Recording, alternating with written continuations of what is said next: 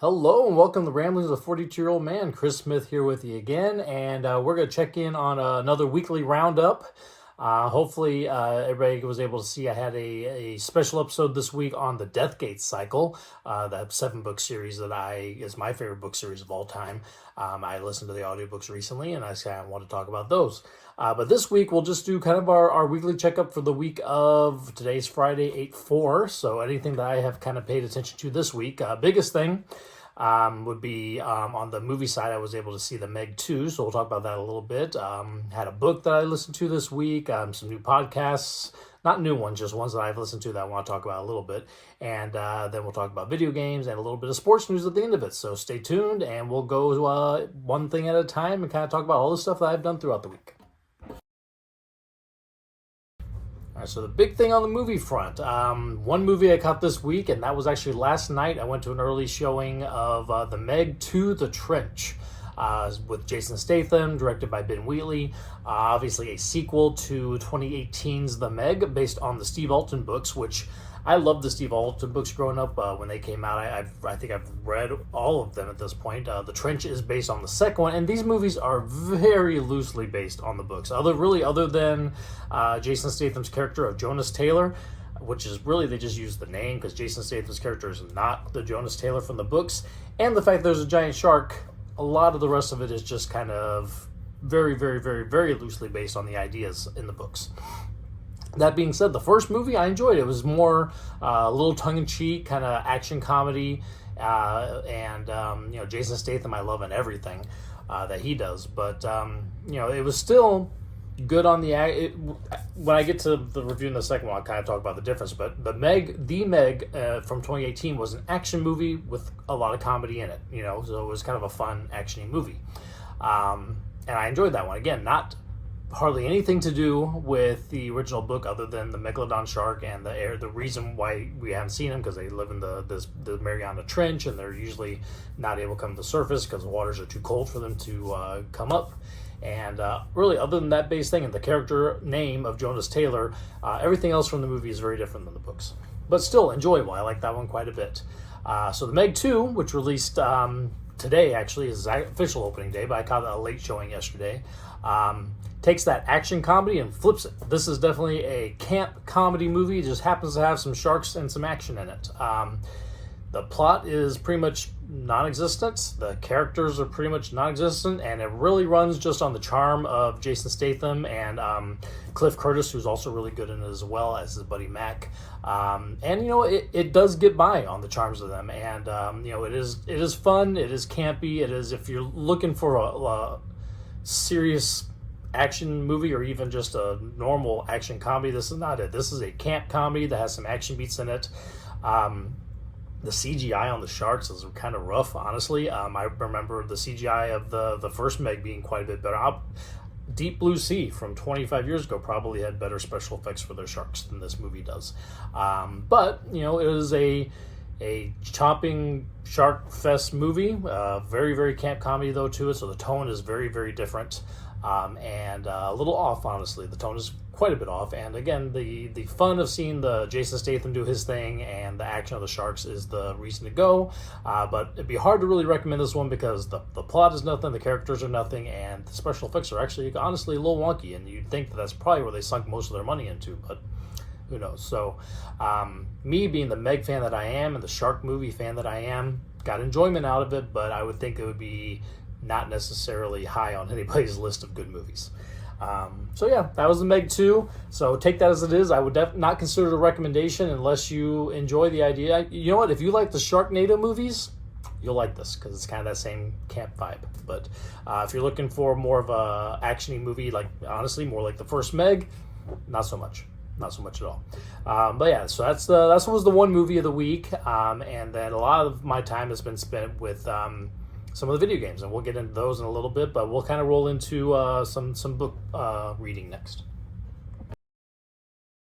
All right, on the book side of things this week, not a lot. I listened to one audiobook through the week, and this was called These Fleeting Shadows, written by Kate Alice Marshall. Now, she's a kind of young adult novelist, and I think this one's considered young adult. I mean, honestly, I can't hardly tell the difference anymore between young adult and adult novels. I mean, I guess adult novels are usually a little bit longer, possibly, but a lot of the young adult stuff coming out today is just as entertaining as any of the adult stuff. I mean, Hunger Games is considered a young adult novel, and I love those series. So take that as it is. This is kind of the author's note said that they kind of took the background of the great god Pan and some of the characters from that and then branched off in their own thing. And not having read the great god Pan yet, which is kind of a hole in my horror novel reading, I'll have to get on that eventually.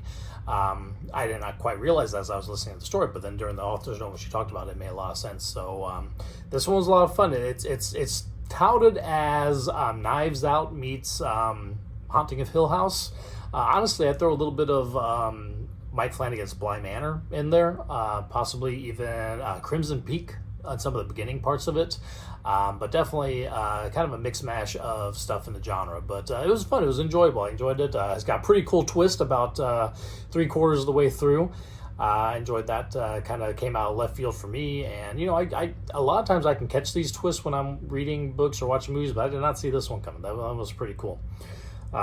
But yeah, that was it on the book front. I didn't do a lot of listening with audiobooks this week at work. I actually focused more on podcasts this week, and we'll go ahead and talk about that next.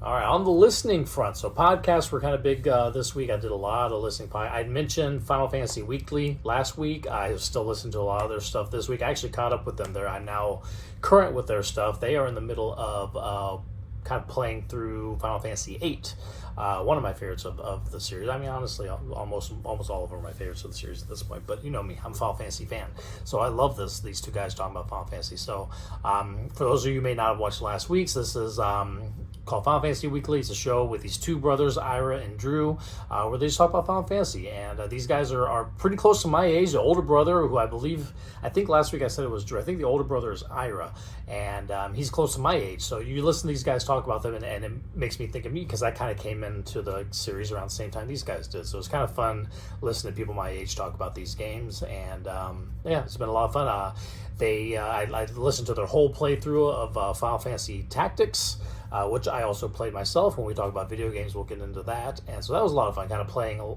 through while they were talking about the game itself as well. Other podcasts this week, No One Can Know About This. Now, this one is another Final Fantasy podcast where they play through the games. This one, though, instead of just talking about the games, they actually record themselves playing the games, which is kind of, I guess, this is a big thing that I really have not been into on YouTube, where you watch people play video games and stuff. I don't typically do that. But this is like a audio version where you're listening to these guys play through the game. I think that's kind of fun, because your specific scenes and stuff that I kind of remember, like my first thoughts when I played through them, you kind of hear these guys' thoughts. And they're starting Final Fantasy IX right now, and I have that's a fun one. That one's 7 and 8 were the kind of, and it's actually really 6, 7, and 8 were like very serious games, and 9 kind of comes in with this really fun fantasy world. So that was a fun one to listen to. This week I also listened to The Pod and the Pendulum. Now I've been listening to this one for a long time, but this one is a horror movie podcast where they cover series, one movie at a time through a series. Over the summer they went through the Jaws movies. I just actually this morning I listened to their talk through of Jaws 3 and 4, but they had talked about Jaws 1 and 2 earlier in the summer, and I actually sat down and watched both of those movies right afterwards, because I kind of put it on my mind to want to watch them. So that was fun. It was fun. These podcasts do a great job of making me want to revisit things. So, I'll listen to a Final Fantasy podcast and be like, you know what, I want to play these games again. Or I'll listen to like a horror movie podcast, like, you know what, I'm going to pop in that movie, So these podcasts are a lot of fun that way. On music side, haven't listened to a lot of music, because I've been listening to the podcasts and the audiobooks, but I will say that there is it's called Final Symphony II. Now this is the London Philharmonic Orchestra doing Final Fantasy music. So again, Final Fantasy, a lot of Final Fantasy stuff, but this is the second album that they've done. They did a first album, and I think this album's been out for a little bit, but just now came onto the streaming services. So now I've got Amazon Music, where I play mine. And so now it's on there, and it's really fun listening to these Final Fantasy songs, which a lot of these came out like in Nintendo and Super Nintendo and PlayStation 1, where it's kind of this MIDI style music, and listening to a full orchestra play this music is pretty cool. So I like these a lot. It's called Final Symphony, and there's 1 and 2, and it's the London Philharmonic Orchestra doing Final Fantasy music. So that takes care of the listening side of things. We'll talk about video games next. Some of the video games I've been playing, a lot of that this week. So this week, with the video game front, I finished up Final Fantasy Tactics. I devoured this game. I started it just last week. I think I put in 40-something hours over a week. I had it on my phone, so anytime I would just have free time, I'd be playing on my phone.